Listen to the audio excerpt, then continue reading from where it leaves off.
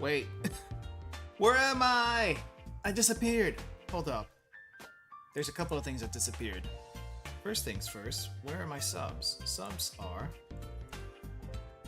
over... Oh, I have 2 subs. That explains that. There's one, but that's not working. Hold up. Okay. Is this one gonna work? Alright, that one works. Now. Now where I am. I'm a chat box now. You know what? I actually had an idea to maybe turn on what is it? I was thinking of turning on a webcam. You would not see my face, but the webcam would still be on. But I don't know how I would pull that off. And why would I even do that to begin with? But yeah, hey GNG, welcome, welcome. Also welcome everyone who is here for Mahjong and chatting, or just chatting, while I basically find myself getting beaten over and over and over again in Mahjong, because apparently that's been happening a lot recently. It's a recurring thing whenever I come to Mahjong, and apparently there is a summer event in Mahjong Seoul. I don't normally do the events in Mahjong Seoul, but there is one happening right now. Apparently it's like a... What do you call this?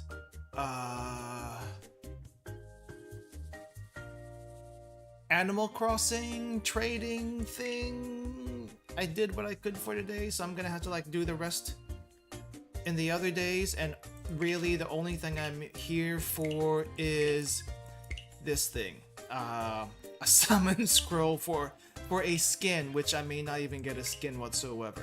How many scrolls do I even have? How many scrolls do I even have? I have 12 actually. Only thing I know about Mahjong is it's a board game and tiles. Board games and tiles is a good start. If you kind of know poker, then you kind of know how Mahjong plays. Or I guess Gym Rummy is another one, but I don't think Gym Rummy is accurate. Poker is probably the closest equivalent to Mahjong, except instead of just having 5 cards to deal with, and mainly based on bluffing, you have other stuff going on. But I mean, as far as this stream is concerned, this series of streams,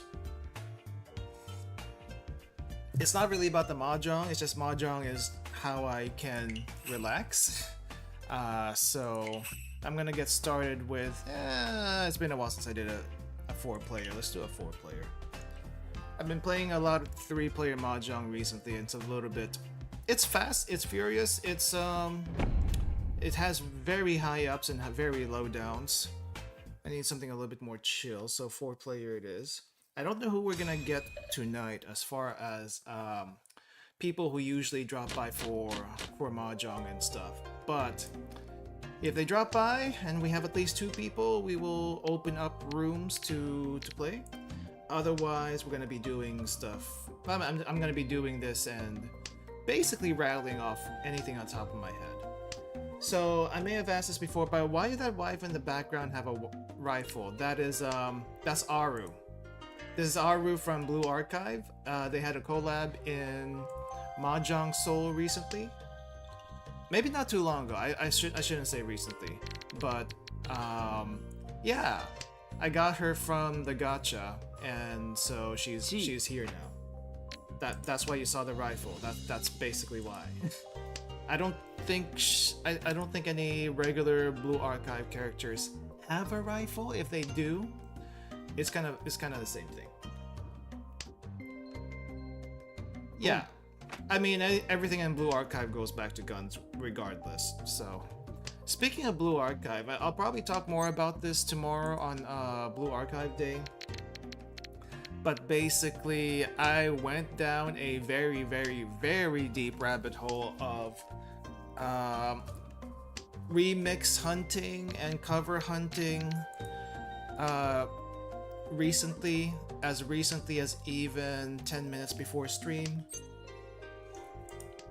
And holy crap, I did not believe how many remixes of the same song there could possibly be by a lot of different people, some of them unknown. So I'm trying to figure out when the heck am I gonna be able to when the heck am I gonna be able to like put this on stream so you guys can take a listen. And because let me double check my playlist right now. My playlist looks like it has... It's not my turn yet, is it? Okay, it's not my turn yet. My playlist that has a bunch of all Blue Archive stuff as well as music and okay, at least I didn't get hit, right? Nope. Well, it's a sumo, so it is what it is. The playlist has... I wish this was numbered.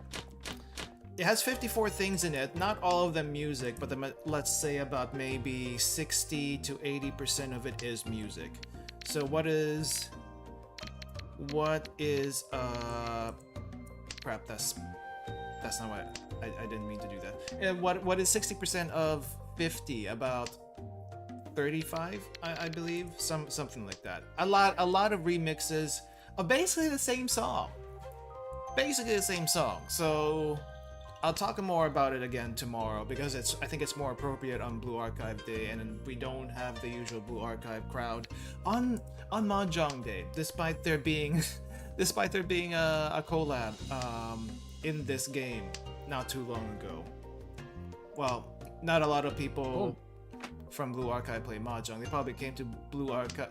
They probably came to Mahjong Seoul to roll for the characters, and some of them stayed for the Mahjong, some of them left because they don't understand Mahjong, or just they just wanted to collect skins. One of the two. Yeah, if we get more Blue Archive people in chat today, I'll probably play one of the songs. There's a lot of there's a lot of short remixes, not covers. I guess I get covers and remixes a little confused sometimes. So I think cover is like when someone actually plays. I think I'm gonna have to fold on this hand. Let me double check the music here. I'm gonna lower down the BGM a little bit. But anyway, I think cover is what someone actually gets an instrument out or a synthesizer and does their own arrangement, right? Meanwhile, a remix is basically taking something existing and mashing it together. Is my understanding? Maybe not always a mashing. Sometimes it's a actually rearrangement. Yeah. And some people like remixes, some people like covers, some people like exclusively, and some people like me don't really care as long as it sounds good.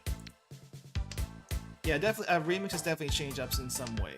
There's a series of remixes that I have been listening to before the stream that was almost unrecognizable from the original. I can hear a little bit of here and there, and I don't know if that's a good remix or it's a whole new interpretation. Then again, basically what happened with that one is that it got mashed up with another song. Let's say you've probably heard of the Quad City DJ mashups. It's kind of like that, but except with Undertale. Hey Mars, welcome. How's it going? But yeah. Yeah, it's interesting, and apparently what they did with the Undertale remixes is they actually made a story to go with the song, or I guess the OSTs, which is a unique take. I don't know if I like the subject matter too much. It's a little bit edgy / depressing. Again, I'll probably talk more about this tomorrow if the not the opportunity, if the inspiration strikes. But I'm trying to get this out of my system right now, because if I don't tell someone about this, I'm not gonna be able to sleep tonight. You know what I mean? Wait, so it just struck me. Isn't your character a bit much like, wait, what? Too much an adult to be in BA? Actually, no, technically. Like, what character are you talking about? Sensei in Blue Archive, or me? Honestly, if you're talking about me, there are a bunch of other OC senseis out there that look very different, basically. So it's not like it's not like it could be. It's not like out of place per se. The only thing out of place probably would be my outfit, and I could probably change that up, but that's not happening anytime soon, as far as I can tell. Just because I don't have the availability to do that. No. He looks like an adult, and I thought that was just one student. Oh, you mean Aru? Oh, Aru. You can say the same thing for any of this. Not any, but a lot of the students in the game. One of these days, I'll probably do like some sort of tier list or something, where I categorize students by how old I think they look, compared to what their actual age is. Now, if they're a playable character, they have actual ages. What do you call this? Listed. For some people who care about that, basically. Me, I don't care too much. I don't know what that says. It's I enjoy what I enjoy, okay? But yeah, I mean, there's some students who do not look basically their age, and you know what? That's perfectly fine. That's perfectly fine. You can probably also chalk that up to art style. Especially early Blue Archive, the art style was a lot like other gachas, a little bit all over the place. I think more recently, though, the art styles have been a little bit more standardized, is what it looks like. So, yeah. But no, there is one student who is supposedly an actual adult. However, they are not admitting their age because they're a little bit insecure about that, and I totally get it.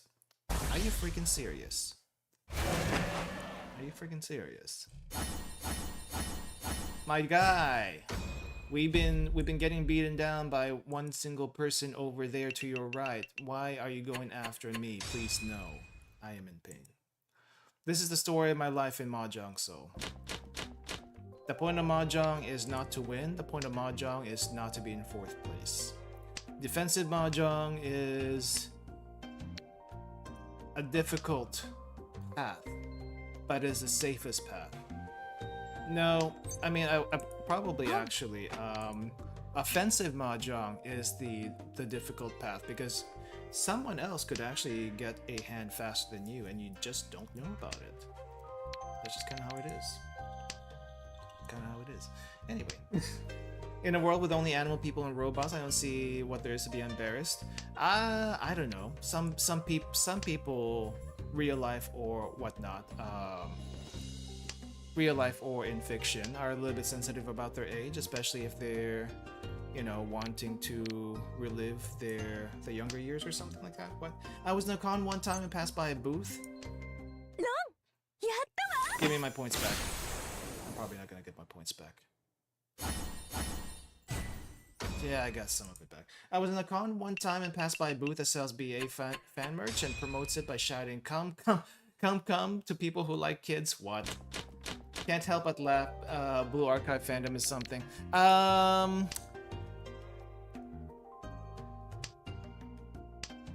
It's got a reputation. Let's just say it's got a reputation. If you've seen a lot of the if you've seen a lot of the what do you call this? The art. I mean, some of them look like your typical high school anime style, basically.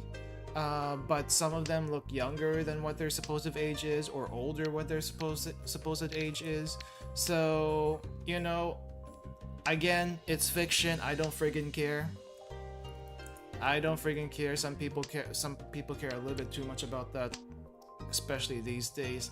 Back in my day, we didn't care whatsoever. What the heck are you talking about? Anyway, where was I going with that? No, but Blue Archive has a reputation, and basically, you know, some people are playing it up, some people are actually serious about it, but at the end of the day, we're just kind of there to have fun.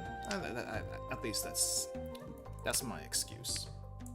That's my excuse. I don't know what everyone else's is, but yeah. I mean, if you're not into the game or characters itself, the music is basically also really good. I mean, think about Toho. Basically, Toho was kind of the same boat. Blue Archive, if you kind of think about it, is the Toho of today. Toho is one of those classics that somehow is still alive, but not as alive as it used to be. But Blue Archive definitely has a lot of similarities to Toho, not only with the, I guess, characters you can say, but also the music.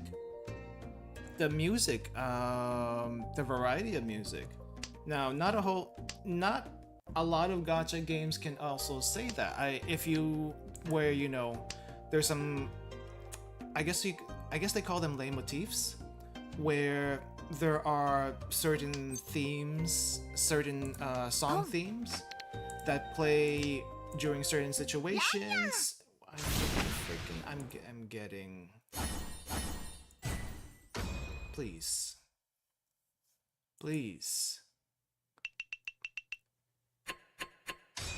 Ichi, Hime, what the heck?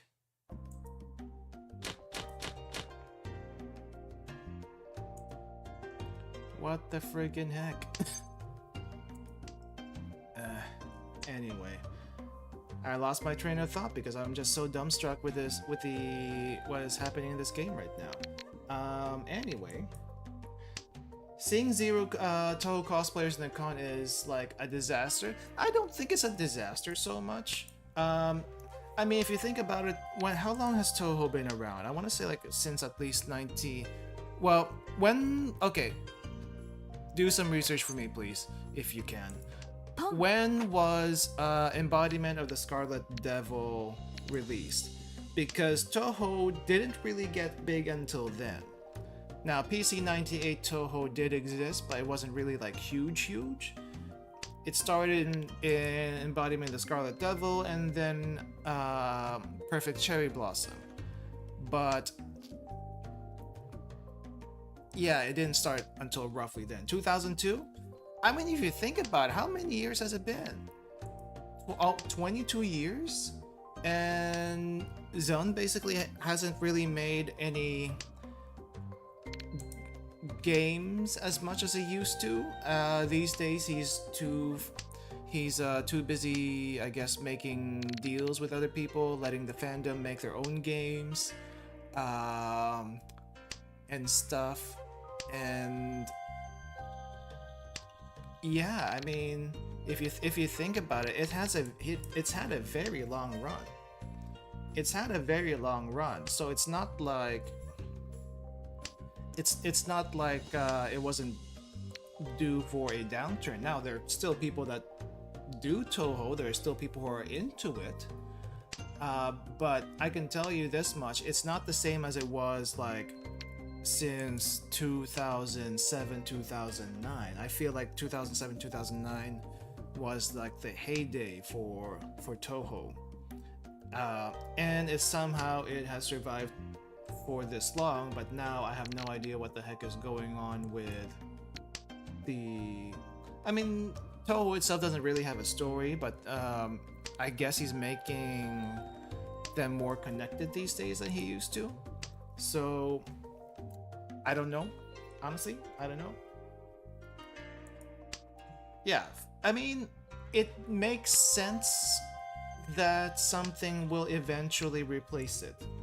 And at some point, something will even replace Blue Archive. If you think about it also, Kantai Collection, at least for a short amount of time, was very popular.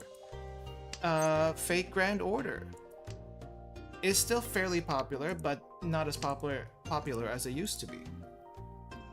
And Genshin and all of that, but I feel like those have their fans, the people that gather around them are, you know, certain types of people that are either into that universe or the person who made them. Like, I guess in Fate it would be Nasu, right? It would be Nasu. Or, you know, if for most people that come from Toho, it's not really the characters that they're into. It's the music for the most part. The music, and then from there they look into the games, and some of them make games, some of them make more remixes and stuff. But that's a long way to say that. I mean, it's had a long run, and Blue Archive is one of the more recent ones that I feel like feels closest to Toho, in the sense that how it's made. There's a lot of mystery already in Blue Archive. There's not a lot of concrete answers. We have a lot of guessing. There's an actual story in Blue Archive, at least. The music is really good, and there's a lot of remixes based on those musics that make us think of certain things that happen in the story, which is pretty nice. So I mean, that's just one aspect of it. The other aspect of it is just the characters, right? The design of the characters. Well, it's a gacha game. They have to design them a certain way, or at least to certain taste, and you get this weird mix of people, basically. But we're all here to basically just have fun, I feel like. Let's see. I heard people mistook Miku for Fazuran from Genshin. Fazuran? Who's Fazuran? Who is Fazuran? Faruzan. Ah! I can see it. She does look kind of Miku-ish. Let me see if I can put that on screen so you guys can see it. I'm hoping this is... Oh, that's gonna be huge. Yeah. I mean, I guess she looks Miku-ish if you look at that. Miku I mean, she could definitely be like a version of Miku. Miku has a lot of different versions. She could definitely be a version of Miku. So I see where they're coming from in that case. Bad Apple was first made in 1998. No, Bad Apple should not have been made in 1998. Bad Apple is a remix of an Imperishable Night. No, not Imperishable Night. Is a remix of... It's a remix of a remix, if I'm not mistaken. So it shouldn't have been 1998.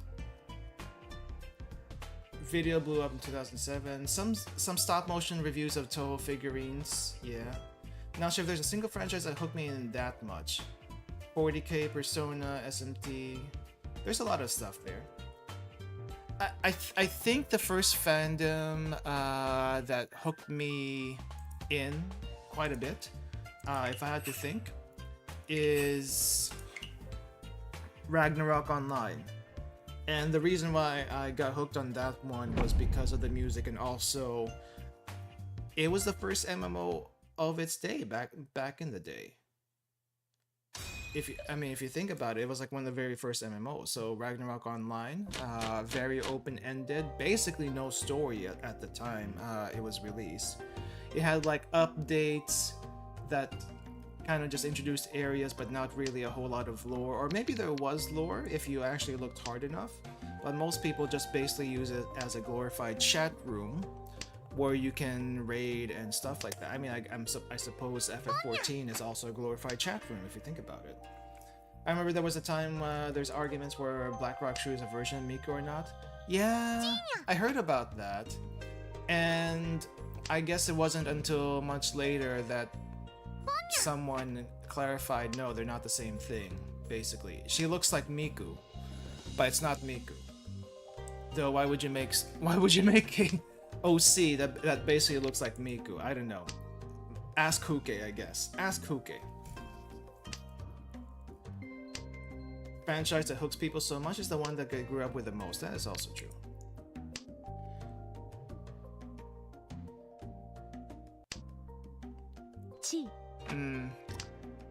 I'm gonna have to look up that. I feel like that. I feel like Bad Apple what came much later. I don't. Oh wait, I think you're. Wait. It might be on the PC98. There might be a Bad Apple on the PC98. And when I say PC98, it might have been like one of the other musics from there. I'm not sure. It could be from that. Anyway, the visuals from that didn't come until much later, I feel like. So, anyway. But yeah, it's interesting to say the least. It's interesting to say the least how things go in and out. I feel like Blue Archive is going to be one of those things that's going to be around for quite a bit, at least. At least for the next few years, until we clear out more mystery in the game. Because right now, there's a lot of mystery in the game. So that's probably one reason why people are still kind of into it, but other than, you know, the characters and the music and stuff like that. This is a different game. This is a different game. I think I came in 4th place in the last game, and it was painful for my ranking. My ranking did not like it.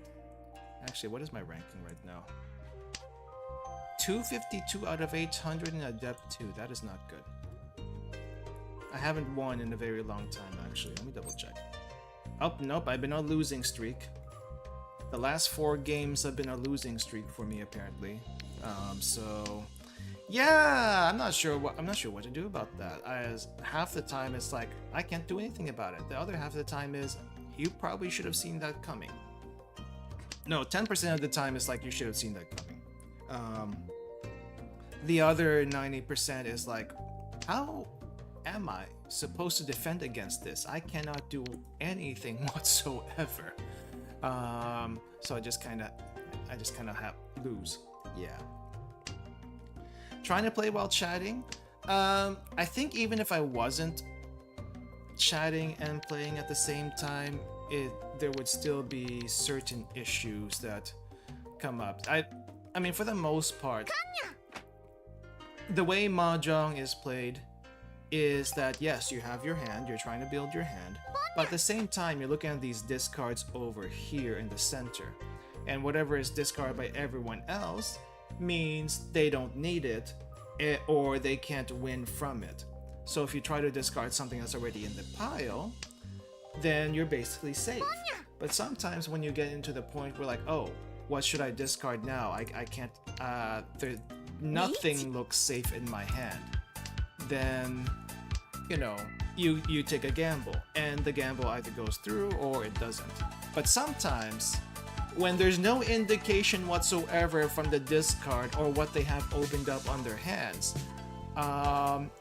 you just plain freaking lose. you just lose. Because the board says you are going to be losing that day. Now, there is a little bit of skill in Mahjong as far as decision making, but you can only do so much decision making when basically your fate is in RNG, at least partially in RNG. I think a win rate of maybe 30% is expected. I don't know, I just kind of pulled that off the top of my head. So, yeah. Just kind of pulled that off the top of my head. I heard a snap. I think that means... Oh, thank you for the tip. Thank you for the tip. Best advice for Mahjong players: don't. Honestly, probably. Alright, GNG. Thanks for dropping by. Have a good rest then.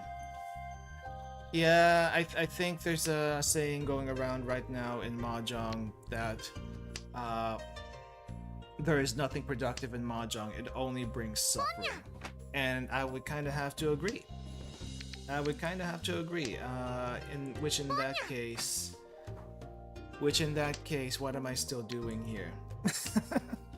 Why am I still doing here playing this this game that brings suffering to me every so often? I don't know. I enjoy it, I suppose. Maybe not the suffering so much. I enjoy the game. It's slow paced, and I get to just think, meditate, and chat. In the case of what do you call this, stream. If it was just me, myself, and I'm just playing Mahjong, then, you know, I probably wouldn't be playing as much unless it's with friends or something like that. It's really the only time most people play Mahjong, unless, you know, you're trying to qualify for a tournament because you want to see how good you are. And there's only so many ways of how good you can be. This person is not having a rough time. You were me in the last game. I'm sorry though, someone has to take a fall for this match, and it might be you. However, you are still alive. So as long as you are still alive in Mahjong, there is a chance that you can come back. There are no guarantees. Even if you're 100,000 points ahead from everyone else, there are no guarantees. You can still freaking lose because Destiny said you're going to lose today in the most dramatic fashion. So just because I'm in first place doesn't mean I'm gonna hold first place. That's basically Mahjong. And you know, you just kind of deal with the up and downs. It's not Stockholm syndrome. I like taking my chances. I wish you can see my body language, but I like taking my chances. I've been thinking about how to. I've been thinking about how to make this model into a live 2D that still kind of feels like it would fit in a visual novel, but at the moment I can't think of a way to do it convincingly. So it's kind of like, all right, you're stuck as a PNG for the foreseeable future until you can figure that out. Basically, I could go back to my old model. I feel like I can do that. But it feels like there's a few things that have changed since then, and this form is basically what I am comfortable in, I suppose. And I think it would also make people question what the heck I suppose if I went back to the other one, it's like it's another VTuber stream, and I don't know what that means, but I guess technically I'm a VTuber, but I don't consider myself one. I consider myself more like a regular streamer. I just you know, I just use a PNG for stream. And this kind of what do you call this has that energy. I'm just a regular dude streaming, basically. You see that? Just because they were in second place doesn't mean they're gonna stay in second place. And now I have to watch out for the person on my left, because they can turn this whole thing around if I don't do this right. Or if I'm very, very careless. At this point, I probably don't even need to win. I can just make sure I don't lose. Or at least make sure as much as possible I do not lose. Though I'm still playing to win, kind of, sort of. So yeah, I mean, it's a little too early right now to tell where the board is going. but my hand is in a decent position to at least complete, so yeah, it might happen. It might happen. But anyway, I've been listening to a lot of remixes of the same music, but ever so slightly different remixes. Styles of remixes, depending on who made them. And I find that a lot of them pretty good. I like some more than others. And I don't know if I'll be able to showcase them all. Or should I even be showcasing the same I guess the remix of the same song over and over and over again? That's something I've been trying to figure out.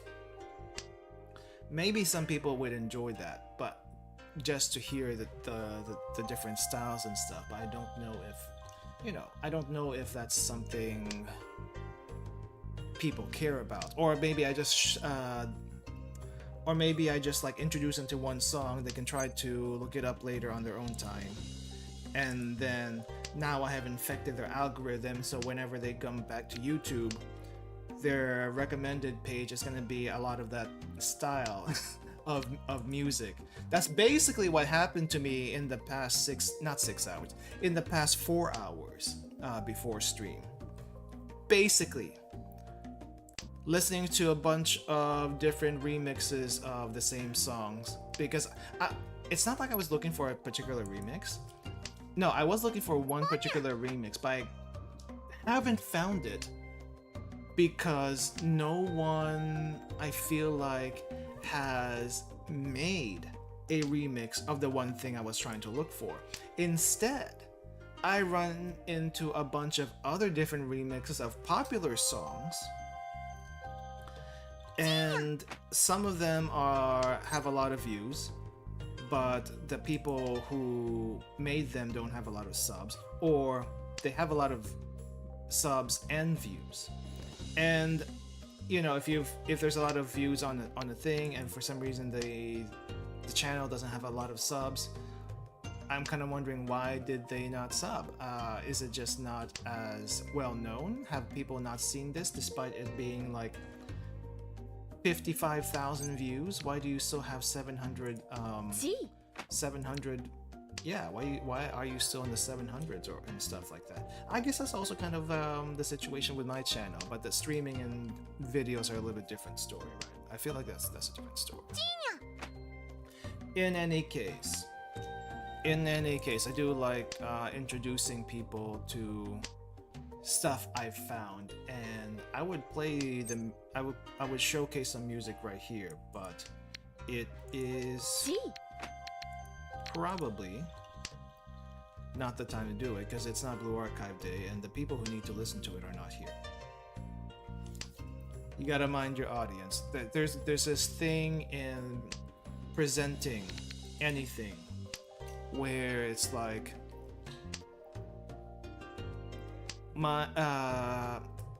know your audience, right? It doesn't matter what it is. It can be streaming, it can be like for a paper, it could be for something. If you're in front of people, you need to know your audience, so the audience is not here. Hence, I cannot play it yet. But I can play it on Blue Archive days, and then we can talk about it when that comes up. In the meantime, I am going to be searching for remixes. Oh, you are so dead. Oh, you are so dead. Okay, you're not as dead as I thought you would be, but you're below 0, so you're basically dead. And I can't say anything else about you. I'm sorry, but you had to take the fall this time. I took the fall for the past 4 games, off stream and on stream. It's your turn. Okay, I need a couple more first places in East Room to be able to break even on my rank. And then comes the long, well, it's still the long, hard road to getting out of a debt too. But at least I will be on par. At least I would be on par. That's all there really is to it. Yeah. Anyway, I wish I can put on the Blue Archive music, but it would be out of place. It would be so out of place. So anyway, I did invite someone tonight to talk with me about certain things, but they are not here. Despite being in the chat for, I want to say the past couple of streams, and they got suddenly busy again. It's like, what the heck? What the heck? I need your advice. I need your advice. Why you're not on stream so I can ask you for advice. Actually, they're hard to get a hold of to begin with, so it's like, well, what you gonna do? What you gonna do? Basically, I have stuff planned for the future that I could probably talk about on stream, but I need like advice from an expert, and they are not here. So I'm kind of like, where do I even start with this? Should I be worrying as much as I am, or should I just go for it? Basically. But they are not here, is the problem. Oh well, oh well, oh well. Anyway, it's only been 44 minutes and I've already kind of run out of, not really run out, but I'm kind of calming down from my excitement from earlier. So I promised myself not to force a topic on stream too much.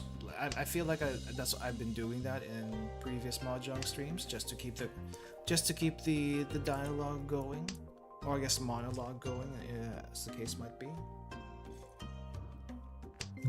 But if I don't need to talk about anything, I'm not going to talk about anything. I'm just going to meditate, I suppose. Meditate with the tiles. Meditate with the tiles, and whatever comes to my mind, it'd be like that. I mean, it's easier to come up with topics, right? If there is a chat to chat with. But if you're just coming up with stuff by yourself, or it doesn't even have to be chat, right? It could be another person to talk to, bounce ideas and conversation topics with. That's kind of how talks go. That's why podcasts are not usually done by a single person, though there are single person podcasts.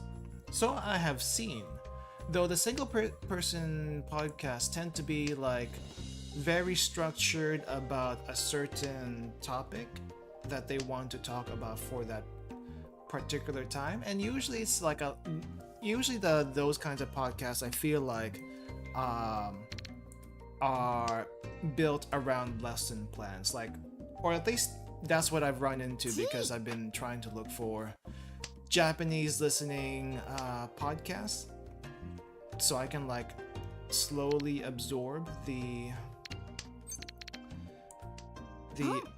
what do you call this? I think my hand is dead.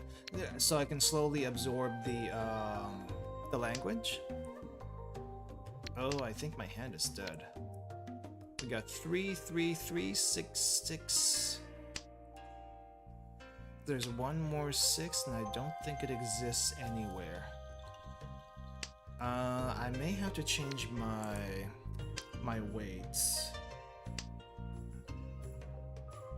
Does ASMR count as a single person podcast? I don't think it does.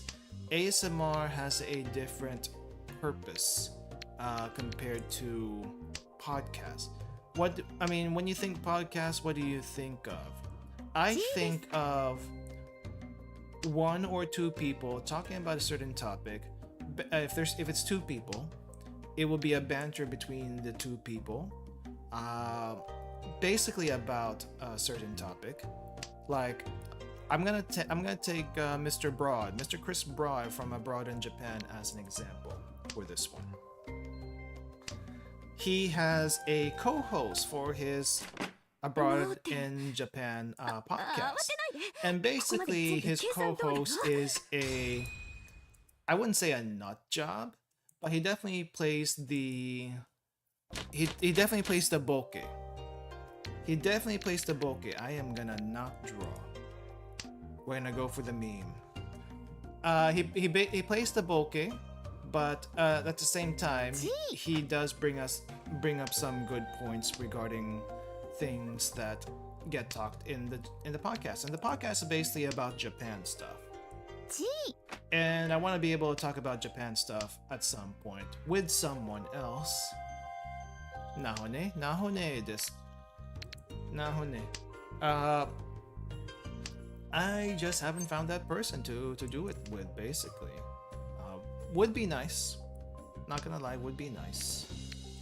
But in the meantime, all I can do is like talk about my experiences and stuff. It's also very hard for me to just get a hold of anyone to be able to talk stuff with, because time zones exist.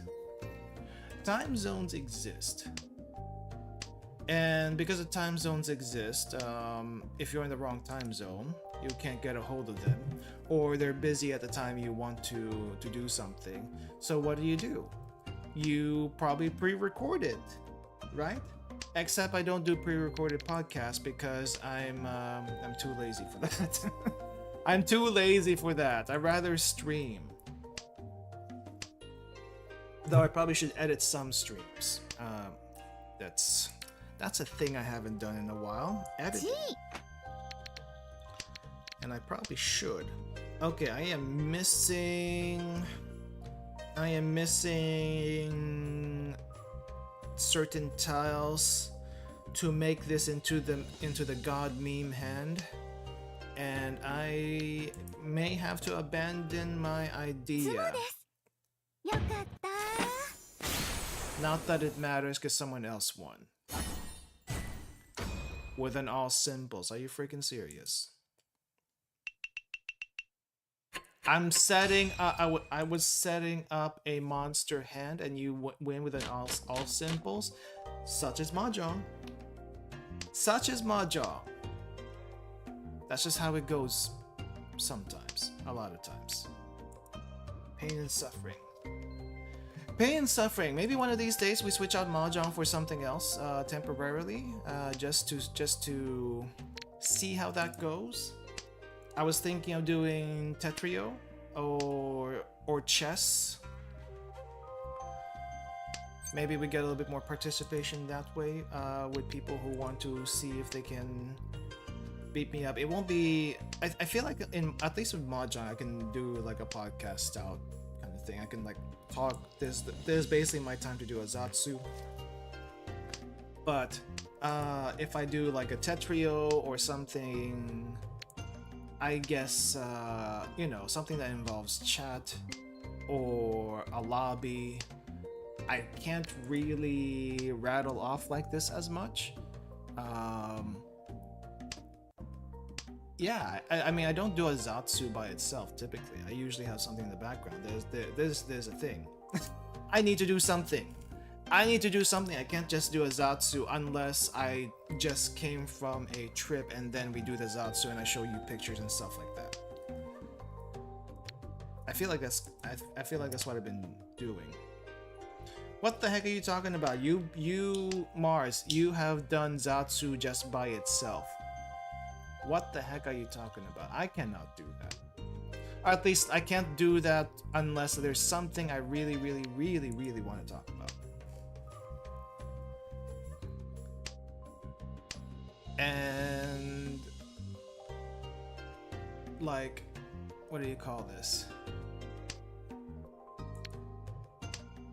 And usually the times when I can talk about stuff is either something big has happened, which I guess something big has happened recently, but I don't care enough to talk about that one, so we'll leave that alone.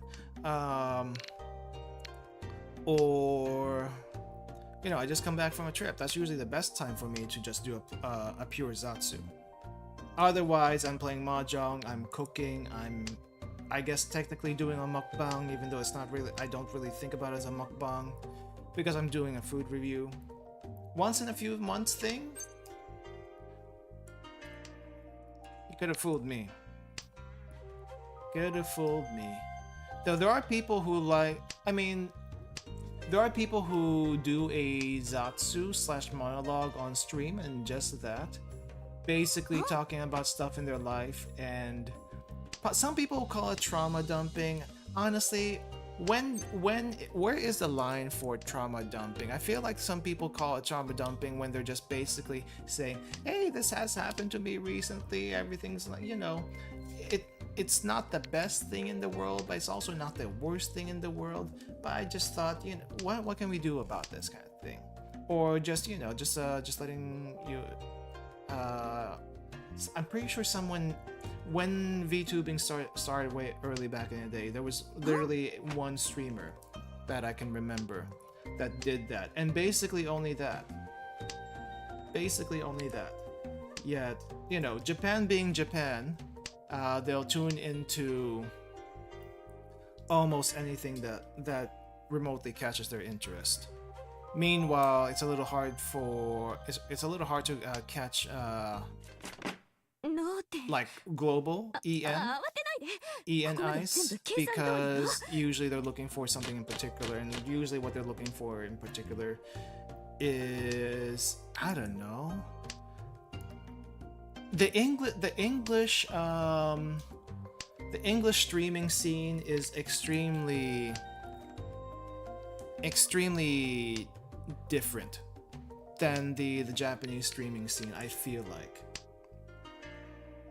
Is that the only observation that I've seen? I don't know. I mean, am I the only one who's seen that in particular? I'm not sure. I feel like it's definitely two different kinds of styles. But the thing is, people from Japan are not going to come in here because they see English title and it's like, oh no, it's going to be an English stream. Though some brave people have dropped by for that. But anyway, for the most part, some Japanese people are going to see the title and the thumbnail is like, oh, this is not a Japanese stream. I probably shouldn't drop by because I'm not going to understand anything, which is fair. Which is fair. But also, it probably doesn't show up in their algorithm. It probably doesn't show up in the recommendations either. There's also that. When you make it your main thing over the contents, I guess. Wait, what was that about? I've rambled for quite a while, so I forgot where that came from. The algorithm brought them here for the most part. That is also true. Oh, the trauma dumping? Pong. I don't know. I mean, there's definitely some things you shouldn't share with strangers, I feel like. Or even out in the open. This is technically out in the open. Imagine us being in either a park or a cafe, probably somewhere enclosed, so let's just say a cafe. And, you know, we're just basically chatting along, right? And me or someone else, two people chatting along, let's assume they're friends, or at least one person who can lend an ear to another person, not necessarily friends. But you talk so loud everyone else can hear it. That's basically what the stream is. It's basically what the stream is, I feel like. And some people just cannot you know, there's some things, despite it being that setting, you don't want to like just say it in public, or at least shouldn't say it in public. But I feel like as far as algorithm stuff is concerned, the algorithm is a mysterious thing, so I kind of like for the most part ignored it. I say for the most part, but I have noticed ever since I started streaming Blue Archive, I've had a gigantic increase of people drop by and more or less sub for more Blue Archive stuff, and I am grateful for that. But it's also like, what about non-Blue Archive days? What about non-Blue Archive days? Honestly, it was suggested I probably should stream Blue Archive earlier for story bits, And part of me was like, I don't mind doing it, です but who would be interested in just you know, listening to people read through the story? And I guess there's quite a few. And considering how the story goes, I can see why.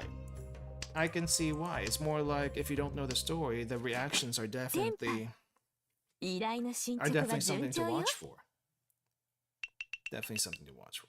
I probably should have started sooner, but I kind of started at the tail end of what's available already. So it's like, okay,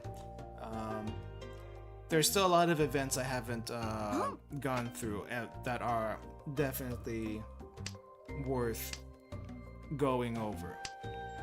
And I haven't read through a lot of them because I was the typical gacha player at the time. Skip story unless it was something I was like super interested in.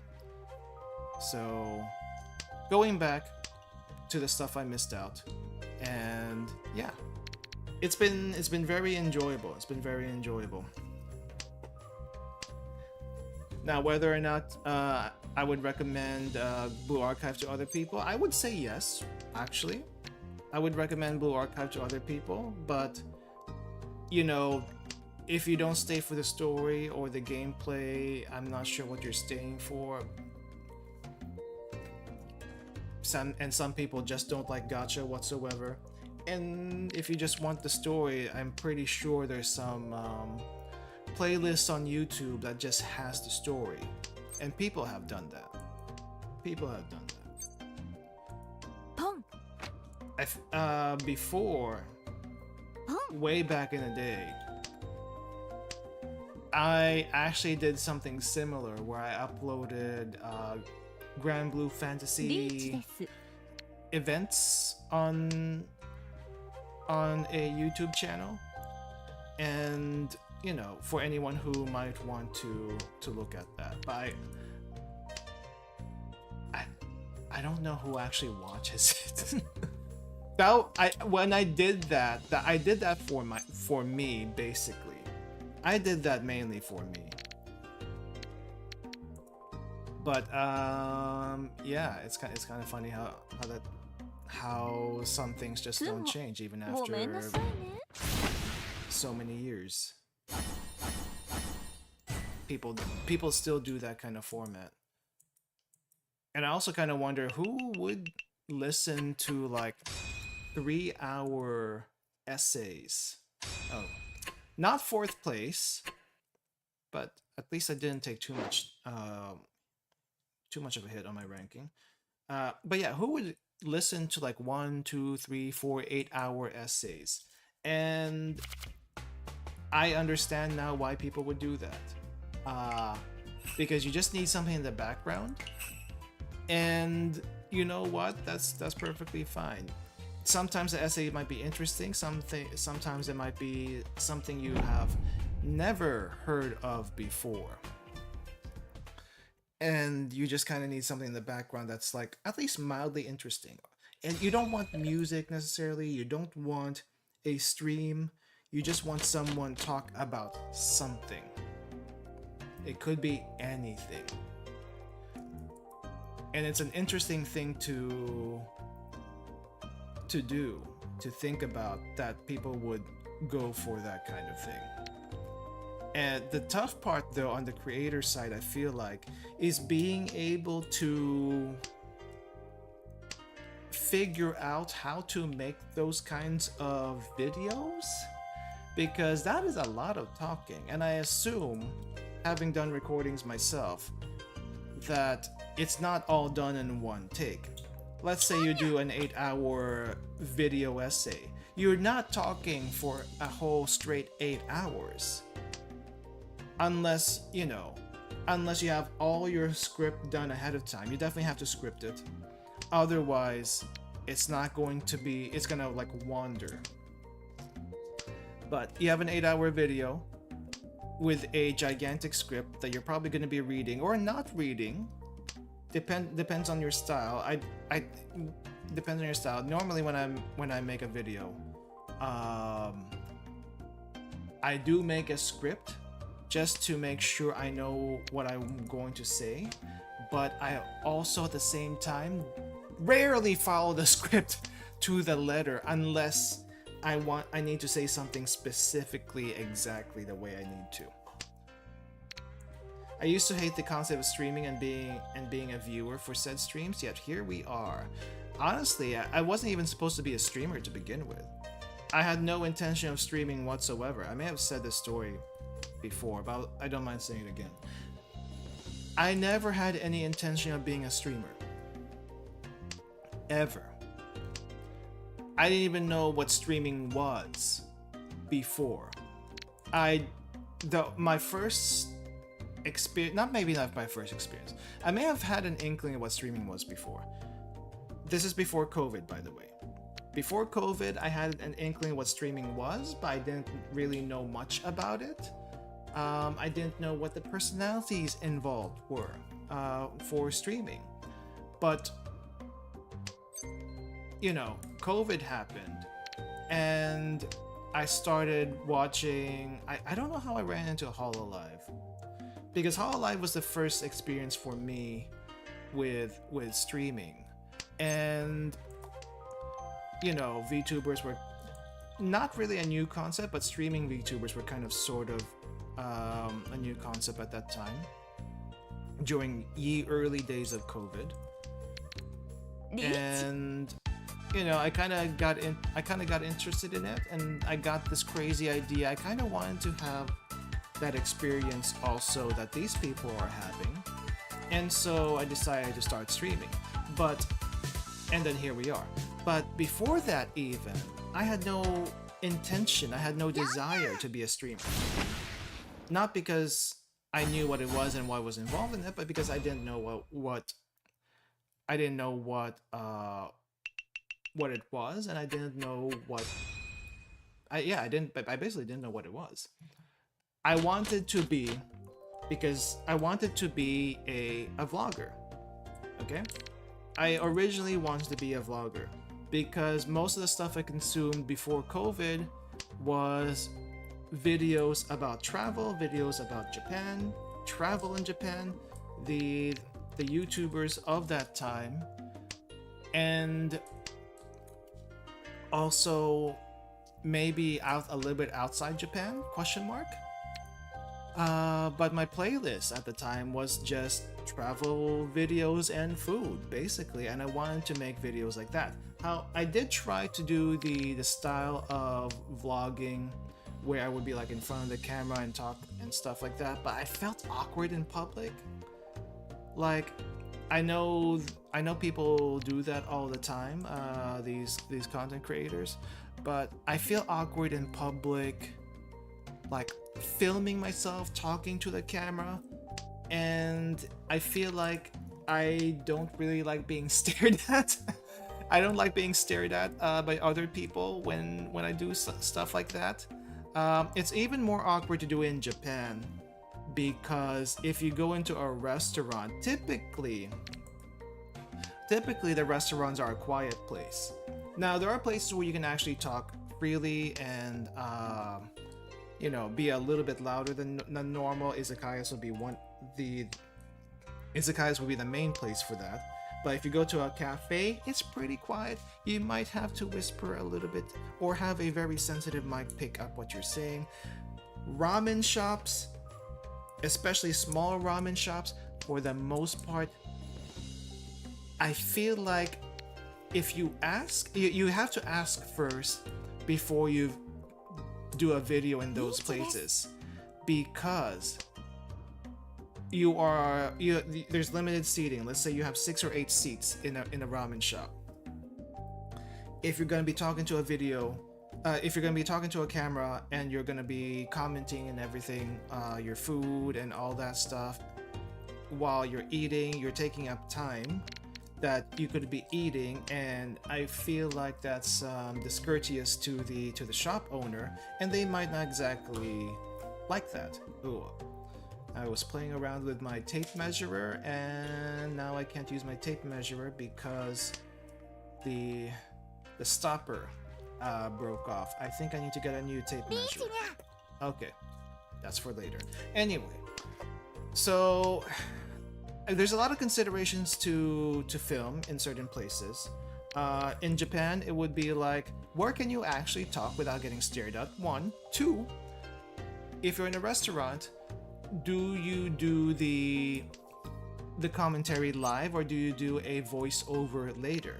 I think ideally for Japan, you need to get permissions first before you do a video, so that the store owner doesn't they won't kick you out, but the store owner would know what you're doing and possibly put you in a spot where you're not going to bother too many people.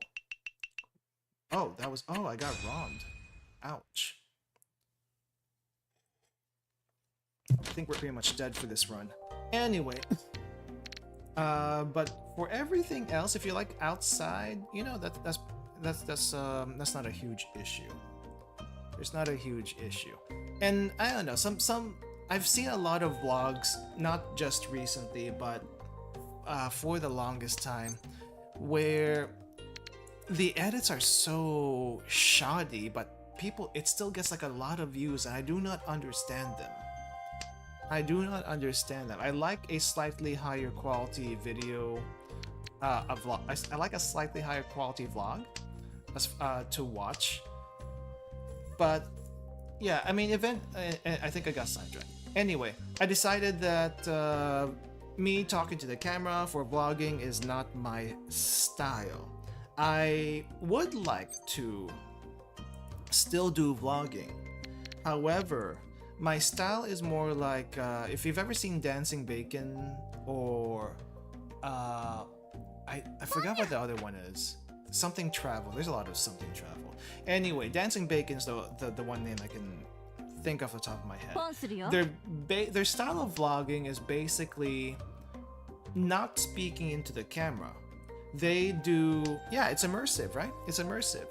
I don't know exactly how they do the camera work. I'm still been trying to figure that out. I feel like it's like some sort of chest mount, like a GoPro chest mount, but it doesn't move very much. The problem with me, I move a lot. So I'm still trying to figure out the whole POV video thing. But I move a lot typically, so yeah. I need to get a new camera that will allow me to do that a little bit more stably. But anyway, yeah. So they basically the type of videos I would like to make are POV vlog videos, where we just go to a place and either I do a voiceover later or type it out in text, commenting on everything I've done. I don't want to do it live because I don't want to bother other people. Also, it feels awkward just speaking in public in front of a camera. So there's that. And also, I also want to be able to enjoy the moment when I actually try these things, right? I want to be able to enjoy visiting these places. Ouch. Anyway, I want to be able to enjoy visiting these places, seeing the things, eating the food, and all that stuff while doing the video. I do not want to be like, hey, there's a camera here, I should probably talk to the camera and not be in the moment. I feel like a lot of vlogging takes you out of the moment as a, I don't want to say creator, as a person doing the recording. It takes you out of the moment and it feels quite distracting. Now, I'm not saying I don't dislike the people that talk into the cameras. The ones who are able to do it well do it pretty good. They do it pretty well. And they're a whole lot braver than I am for doing that. So props to them. It's just, for me personally, I cannot do it, so I have to find a different way. But for me also, I want to be able to enjoy what I'm doing at that moment, so I cannot be talking into the camera. I just have to record and look at it later. Speaking of which, I have a lot of videos I have taken that I still need to look through, but I haven't had the time to do so. And see if I can make at least some sort of vlog out of them. It's not going to be like a lot of videos, but you know, maybe I can make something out of it if I just take the time. But I'm streaming way too much recently, so I can't really do that. I've been streaming 4 to 5. I've been streaming 5 to 6 days each week recently. It doesn't feel tiring. It doesn't feel tiring, but it doesn't leave me with a lot of time to do much of anything else. So I don't know if I can do anything about that in the near future, considering all the stuff I want to do. I have considered cutting back again on my streaming days, but it's also an addiction. I don't know if anyone else feels like that who streams. Streaming is a little bit of an addiction. Not so much in that I am craving chat interaction or anything like that, but it's more like I need to do something productive right now. I do not want to be doing videos because that is a pain in the butt, aka Sugoku Mendokusai. No, but I want to do something productive, and streaming is in a way productive. Actually, it's productive use of time. But I'm basically doing this out of not boredom. I don't want to say that, but I'm basically doing this because I don't know what else to do with myself. That's not tedious. Streaming literally is, if you do it a certain way, a stress reliever. Honestly, it's a stress reliever. Some people don't think that, but it is though. It depends on what you do. It depends on what you do. It depends on how you handle it. But to me, it's a stress reliever, and that's why I do it. There are vlogs, videos, or just voiceovers with slideshow pictures. I was wondering if anyone actually did that. I have plenty of pictures that I can do voiceovers for, if I can't do videos. Now, some people may not know this, but I take a lot of pictures during my trip. 1,000 pictures each week whenever I go on a trip. That sounds crazy to some people. How can you take 1,000 pictures a week? It's not that difficult. What is difficult is finding the space for all those pictures. Trust me. They do not fit in Google Photos. And I have actually had to switch out SD cards in the middle of a trip just to be able to fit all of them. I should also probably not take them at such a high resolution, but if the camera gives me the option to record at a high resolution, like take pictures at high resolution, why don't I just do it? Yeah. So I'll think about doing the slideshow thing, but again, I need to figure out where can I take out time in my schedule to stop streaming so I can actually do things. And I got 4th place again. Are you freaking serious? This when I think I should just stop playing Mahjong. Maybe I should just stop playing Mahjong so I don't lose all the time. That's a thought. Or maybe I just do 3-player Mahjong. 3-player Mahjong is not too bad, but 4-player is pain apparently. Anyway. Yeah. Google Glass and their kind would have a great POV camera if people didn't abuse it. I think the Google Glass, I think I took a look at that one. It just looks weird. Google Glass, if I'm not mistaken, is a thing that goes on your face, right? And you can record like that. But the problem with that is it's too obvious. I need something more discreet. I have found a camera that is more discreet, but anyway, Google Glass is not discreet. It is obviously it's obviously glasses with a camera, and people will know that you are recording. So I cannot do that. 1, 2, it's expensive, and 3, I want things to be in a natural state. Now, I can probably have like a camera to my side that is recording, and if people don't take notice of it, that's perfectly fine. But the thing is, I do not want to, I don't want to disrupt what's going on in the scene. So we can't use anything like Google Glasses. I did find a recommendation where there is a camera that you can still record, but people will not know it's recording. Now that sounds a little bit creepy to some people, but this is mainly for what do you call this? It's mainly for content creation stuff, I think. And it's very obvious as the camera. It's like something handheld, but I can stick it in my coat pocket and still have it record, and people will still see it, but it's not what do you call this? It's not obtrusive. I don't know if that's the correct word. It's not intrusive, I guess. It just looks like I have it stowed away, but it is obviously a camera. It's not like a spy camera. No, that's a little different. That's a little different. And also, I don't think a spy camera would be able to capture the stuff I want to capture anyway. We're getting to dangerous territory talking about that kind of thing. But just know, I just don't want to, I just don't want to be like so obvious about it, I guess. And Google Glass is way too obvious.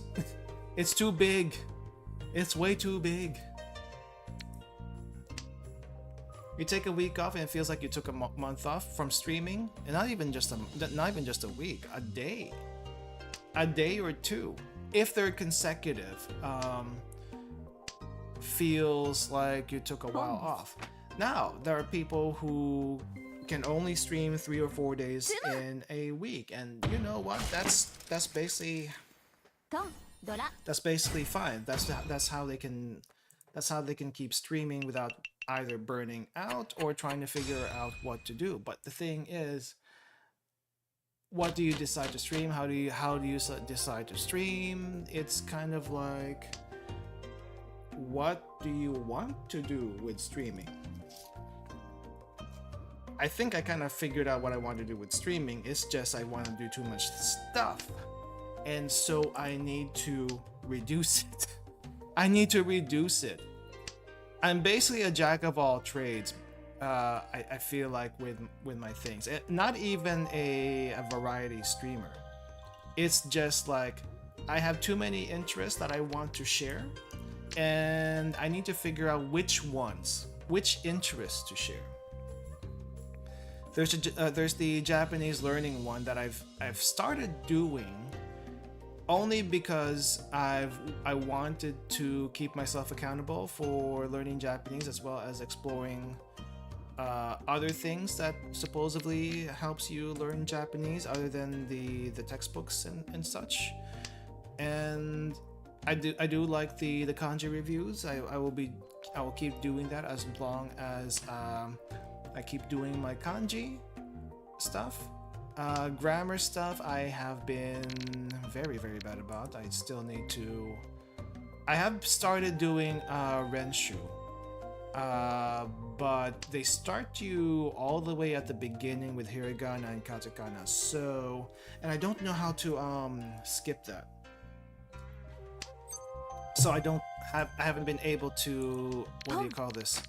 I haven't been able to get to the grammar part in Renshu yet, because most of my time is spent in Wanikani trying to catch up on my kanji review, and when I finish 100 kanji in a set amount of time, another 100 kanji is waiting for me to do another set of reviews.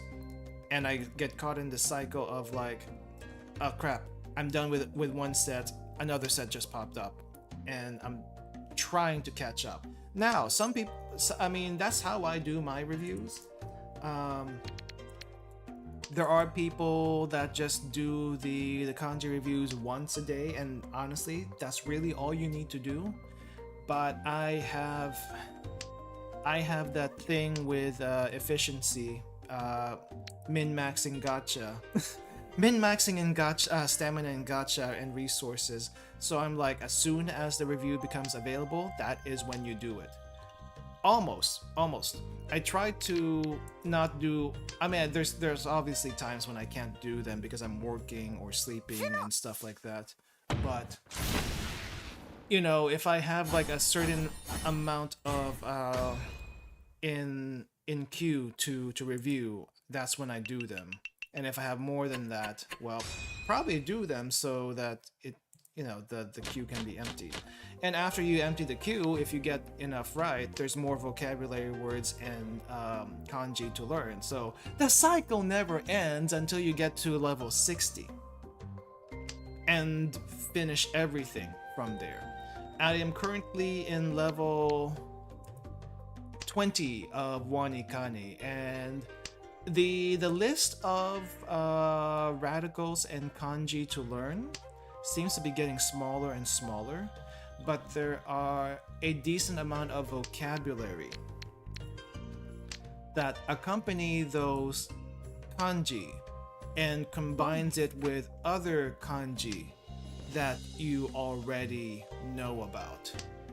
So it still takes me like a couple of weeks. I used to be able to level up every week, but I'm not quite on top of it as I used to, or maybe I'm missing a lot more than I used to. One or the other, or both. So it takes me like 2 weeks to level up instead of 1. And if we take that pace of 1 level per 2 weeks, how many weeks? 40 times 2, that is more than a year, almost 2 years. So are you freaking serious?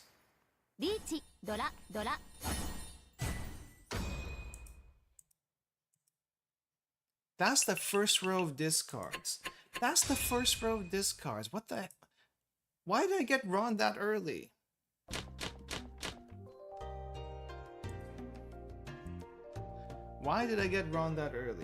Anyway, yeah, it's probably gonna take me 2 years to finish off the Wanikani kanji, but I don't need to get all the way to N1. 2 years gets you all the way to N1. I feel like N3, N2 is pretty good, and I can probably get N2 in a year. And even if I finish everything, I'm not gonna get all of N1 kanji. It doesn't cover all of it. There's like so many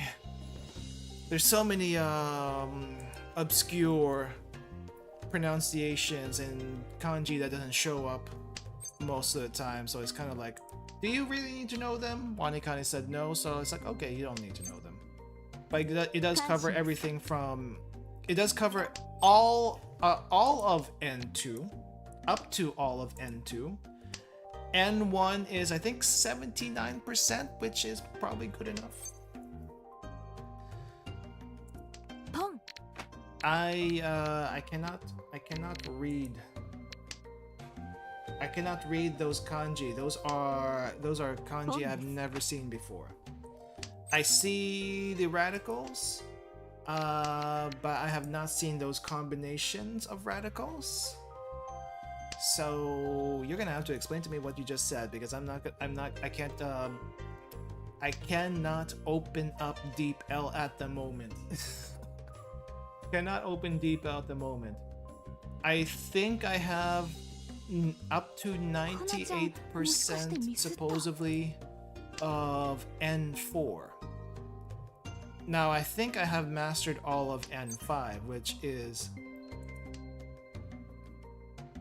Have I mastered all of N5? リーチだよ Have I mastered all of N5? I think I have mastered all of N5. So that's...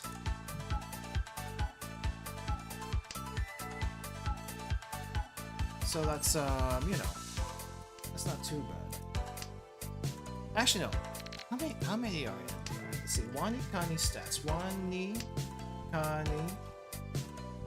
stats. Please have mercy on my hand. I'm doing double work. Yeah, it seems like I have learned all of N5. I can't catch a break here. I cannot catch a break. Let's see. Let's see. Kanji, WaniKani. What is my...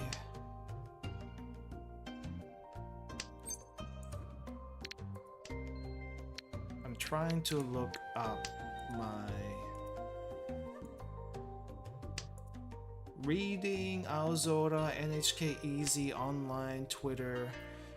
Apparently I can get 70 to 80% of those readings if I take a look at those. Frequency. What is frequency? I don't know what F1, F2 are. JoYo coverage. Apparently I know almost as much as a third grader in Japan. Well, I may know as much as a third grader, and if I combine first grade and second grade kanji, WaniKani stuff, I have over 200 kanji learned. Maybe not quite burned, but 200 learned. If we're counting the number of kanji I actually have burned, meaning burned to memory, it seems like I have 144, which is, I feel, pretty good. I mean, I already knew some of those kanji ahead of time, but some of the easier ones are easier to spot. The kanji I'm kind of like reading at the moment is definitely complex. Definitely complex. What do you call this? Ideas that may not come up in conversation, but it definitely comes up in documents and some formal settings, and should still probably know them.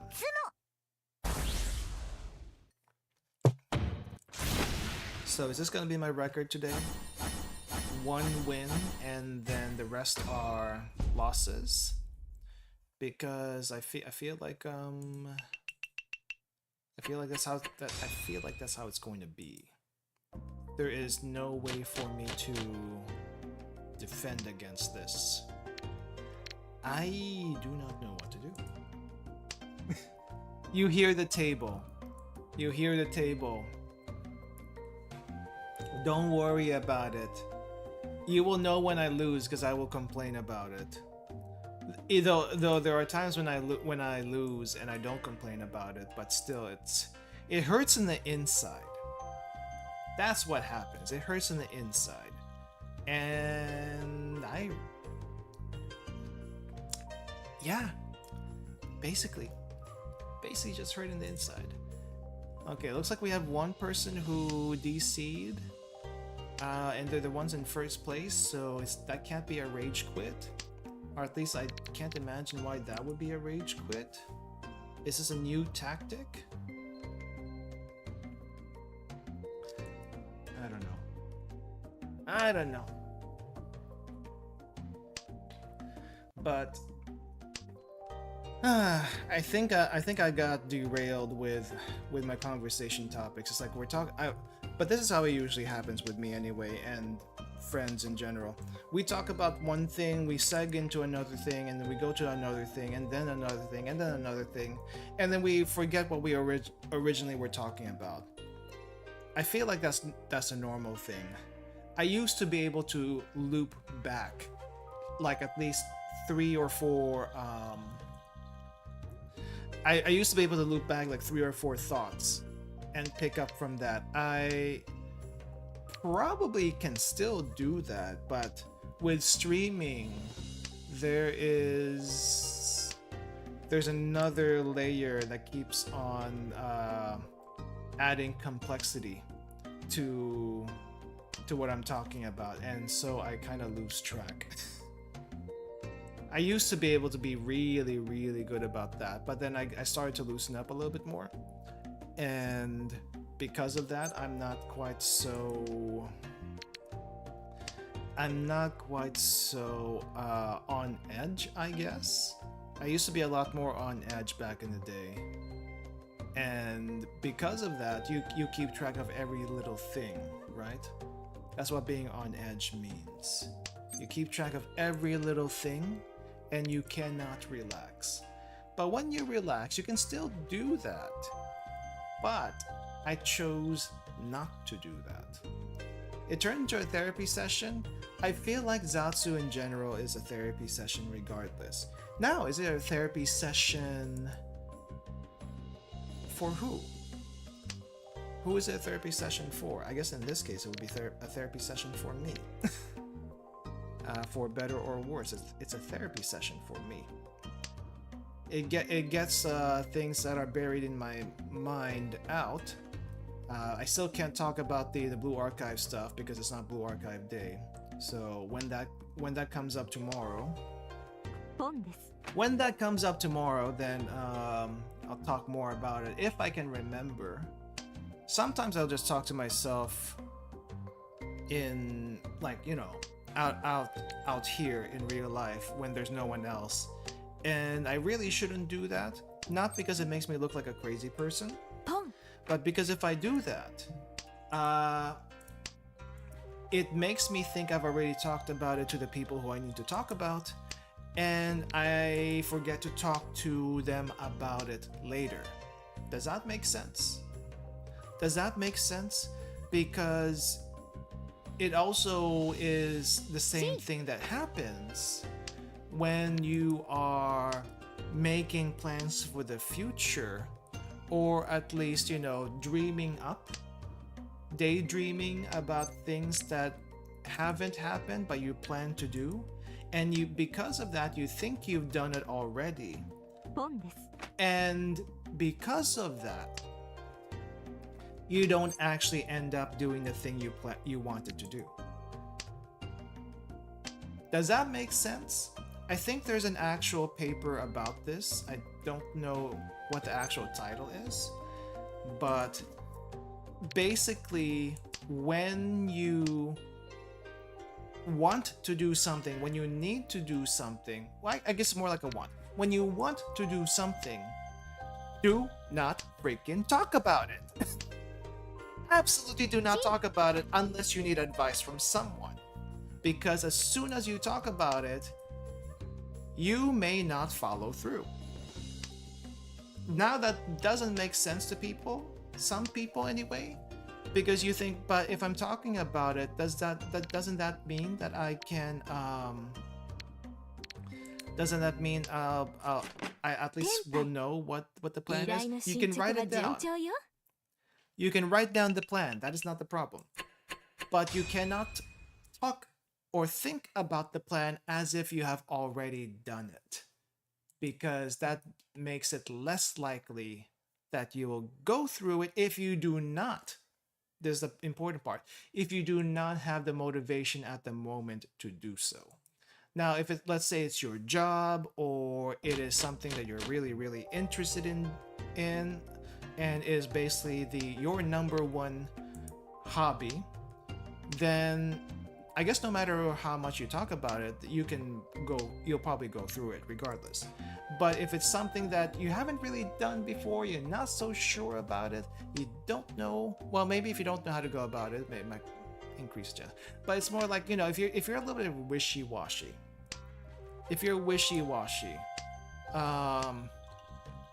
and you talk about the things you would like to do, want to do, but you never actually do it, it's probably because you actually talked about it.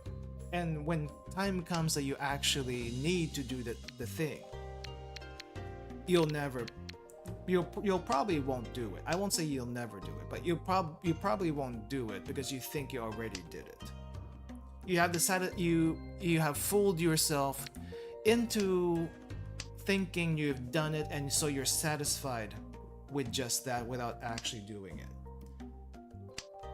That sounds a little strange. That might sound a little harsh, I guess, for some people. But that's an actual thing in psychology, apparently. I forget what it's called, though. I forget what it's called. It's not like this. It's not like the self fulfillment thing, but it's something related. I feel like I've heard about this somewhere before. I could also be making it up. You never know. I may be talking about things that make sense, but I can't remember the sources. I can't remember the sources, so it may as well be fake news unless someone looks it up. But I promise you, I'm not trying to mislead you. It's just kind of like things that are buried in the recesses of my mind. I just know what's things that are buried in the recesses of my mind. It's coming up at some point, and I just do not know where I think I got it from.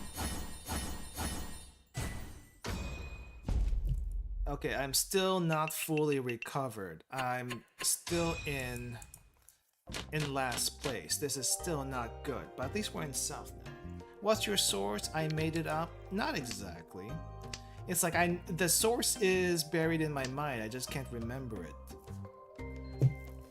But does it make sense though? Does it make sense? That's the thing I want to. That's the thing I want to. What do you call this? That's the thing I want to convey. Does it make sense? Because I have had it happen to me before, where there are videos I want to do, there are projects I want to do. Let's take the most obvious one, okay? Let's take the most obvious one. I've been saying over and over and over again, I will make a vlog for the channel, but I never do. Because you know why? It's a pain in the butt. So I kind of think in my head, how am I gonna be making this vlog? And I have an idea how I want it to look like, but I never actually look at the footage I have because it makes me cringe a little bit in a way that I also cringe a little bit when I listen to myself talk in VODs. I used to clip myself. I don't anymore. Not because I feel cringe from that, but I feel like there's, you know, there's nothing for me to really clip. Some people say make your streams clippable, and I feel like I don't feel like I need to force that. You know, I feel like I don't need to force that. Anyway, back up a little bit. I never actually look at my videos because I'm either cringing at looking at them, even though I really shouldn't, or cringing at the camera work because it doesn't look as smooth or as stable as what other people have done for their vlogs, or I did not get the shots I want, or how the heck am I supposed to stitch several videos that may be unrelated to each other to tell a story? It is very difficult. It is very difficult. And so I get into this thing. I want to make the video, but I don't because I realize how mendokusai it actually is. Like, and when I say mendokusai, I mean like super mendokusai. I don't know how people do it. Some vloggers do the the little clip of video here, the little clip of video here, the little clip of video here, and somehow manage to put everything together. But I also feel like they are able to do it because as they are out there, they know what they want to shoot and record.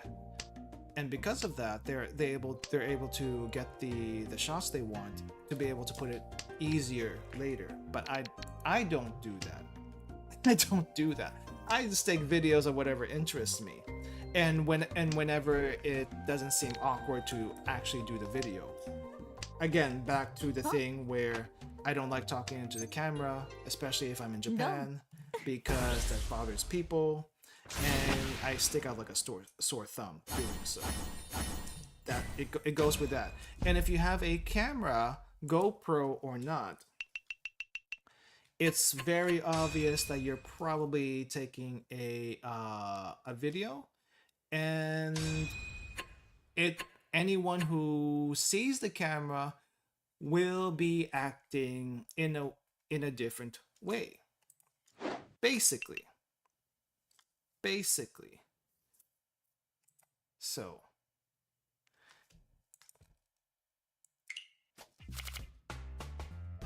don't play Mahjong. I'm sorry. This is how I torture myself, but this is also how I'm able to just chat.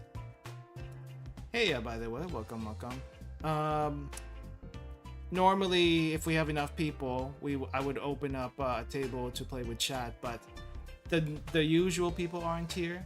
And this stream isn't really about Mahjong. This stream is more about me doing a Zatsu with Mahjong as a background.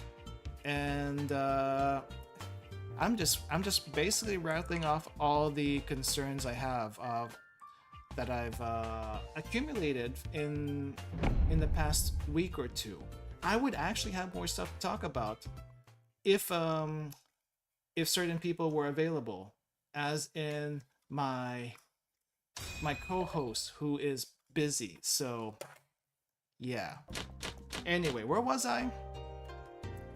It's not about Mahjong. It's just me about rattling stuff. That's what this is, as well as playing with chat if there is a chat to play with. Anyway, where was I? So I think I was not supposed to discard that. Anyway. Yeah, about the vlogs. I may not do videos that well. I don't take the shots that I probably should be taking. So what is the other option? I take a lot of photos.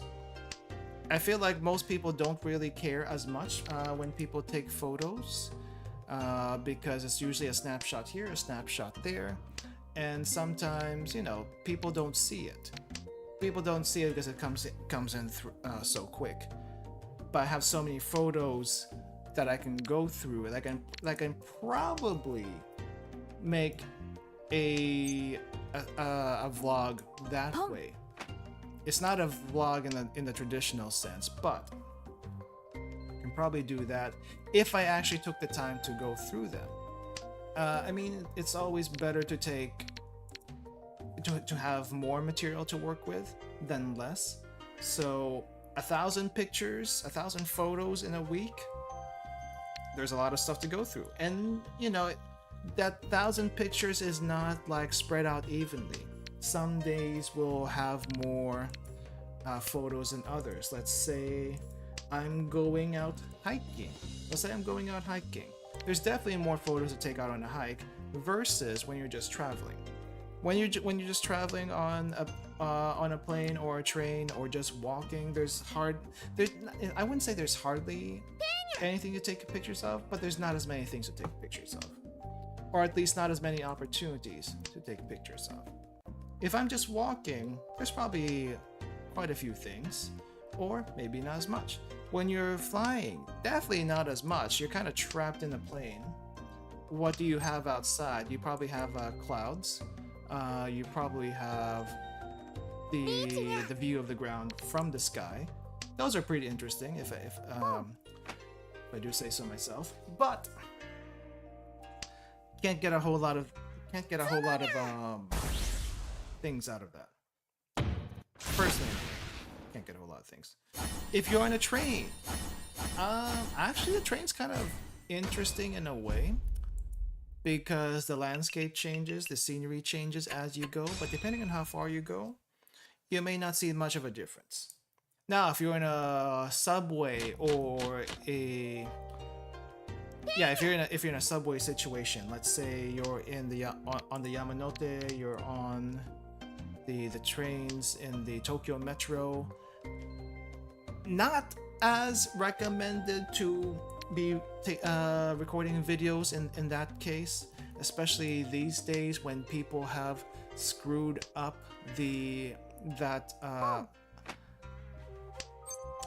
that chance, basically. Go thank the nuisance streamers for that one, because holy crap, they definitely screwed up for a lot of people. They definitely screwed up for a lot of people. If it weren't for them, you could probably still do a little bit here and there, but it's, you know, definitely in Japan, not really recommended. Meiwaku, is that what they're called? Meiwaku? I mean, a lot of people would say it's there's a couple of people, infamous foreign streamers that have come to Japan to do that kind of thing. But it's not all just foreign streamers, by the way. There are some Japanese people also that have done it, but I feel like they don't get as much press because they're Japanese. But you probably have seen the TikToks with the... Are you freaking serious? You've probably seen the TikToks with the sushi and the soy sauce and stuff like that, or at least heard stories about that. Now, I'm pretty sure no foreign tourists would do that. But there are some younger Japanese people who do the TikTok and basically have done that and ruined the kaiten sushi for everyone, basically. I'll be honest though, the whole kaiten sushi thing is a novelty. It's not really my favorite thing to do. Yeah, it's done by locals. During COVID, no less. Which is wild if you think about it. But the kaiten sushi stuff is not really my thing. It's fun, it's interesting, but I prefer not the... If I do kaiten sushi, I prefer not the really cheap chain sushis. I mean, they're still decent in Japan. They're still pretty okay. But there are some higher end kaiten sushi where it's a little bit more than 200 yen per plate that have better cuts of sushi.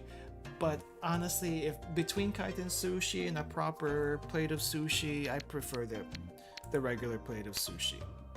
You can, basically with the kaiten ones, like you get bites. With the regular one, you get bigger servings, more substantial servings. But I guess if you want to try a little bit of everything, the kaiten style is not bad. It's not bad. Oh, probably don't want to do that. Okay, let's toss this out. Toss that out. Anyway, I mean, it's a little bit more difficult to... Maybe not so much vlog. You can probably still vlog in Japan. But I don't know about streaming. So, I mean, for some reason streaming gets outed, but at the same time, I don't know how many people actually do live streams in Japan. I think there are a few. I do think there are a few. Oh gosh, it's just one Furi-ten after another. Why the heck am I in Furi-ten? What's making me in Furi-ten? Oh, it's all the... You know what? Let's do it. Let's scare them, and maybe I can hope for a sumo. Maybe I can hope for a sumo. 2も There we go. Sumo かっこいいでしょ invoked. I'd rather not stream. People can sue you if they show your face. Yeah. At least with a video, it's you can edit it later.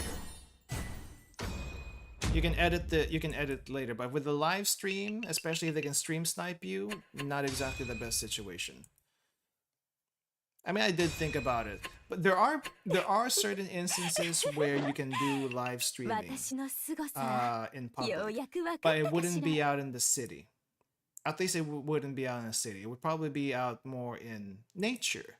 Now, the only issue at that point is, can you get a signal out there can you get a signal out there in the parks or wilderness to be able to actually live stream? That is the question. I was sort of able to get a signal at one point when I went up in Hokkaido in a national park, and it was kind of spotty, but I was able to do it. And I kind of noticed also in that same national park, after I tried my test live stream at the time, that there was a Japanese person, an older Japanese man, who was also doing a live stream, by the way, in the same park. They were being very quiet. They had their phone though. They were streaming from their phone, and it was interesting that we kind of had the same idea. It was interesting that we were kind of had the same idea. Basically, all we were doing though is looking at the fall colors in this quasi national park, I think is what you would call it, because that's what they called it. And yeah, that's one place you can do it if you can get a signal. Could you stream up in Mount Fuji? If you can get a signal up in Mount Fuji, I don't think you can though. You can do a video up in Mount Fuji. You probably cannot stream up there. It's just a little bit too difficult to get a signal. Old men think alike. I mean, when you get to my age, there are certain things that you just want to do for a relaxing time, I suppose, and that's kind of one of them. The other is probably setting up a chess table up in a park and having random strangers come up you for a challenge. I've never done that myself, so I can't speak to that. Though it's kind of funny. I think there was this one time. There's this one like series of video where there's a grandmaster of all things, a grandmaster in New York, sets up a chess table in Central Park or one of those parks around there, and random people will challenge him. And now I don't know if they do it for money or anything like that. Some people do, but basically he looks unassuming for the most part, and they drop by and they play him, and somehow later figure out, oh hey, this guy's a grandmaster. What the heck? I've been to Korea. Korea's okay. I've only been to Seoul for a few days. It's okay for the most part. Can't really say too much about it. Like, definitely the people are quite a bit more outgoing. The atmosphere is definitely a lot more lively, especially in Seoul in certain places. I did like the, what do you call this? I did like certain things, but in any case, I think we're gonna do that here for today. Thank you all for coming. It is pretty much time to end the stream anyway. We're gonna end here for today. Thank you all for coming. Thank you all for watching. I'll be back tomorrow with Blue Archive, and maybe next time we do the Mahjong night, I'm gonna try something else. Gotta figure out what to do though. Anyway. Yeah, it's unfortunate that we couldn't get the usual people in here to, what do you call this, to open up a table, but you know what? Maybe we'll catch him next time. We'll catch. Summer's a little bit weird. Honestly, summer's a little bit weird for getting people together. I don't know why. Alright, I'm gonna end it here. Thanks for coming by, everyone. Have a good rest of your day, and I'll see you next time. Bye-bye.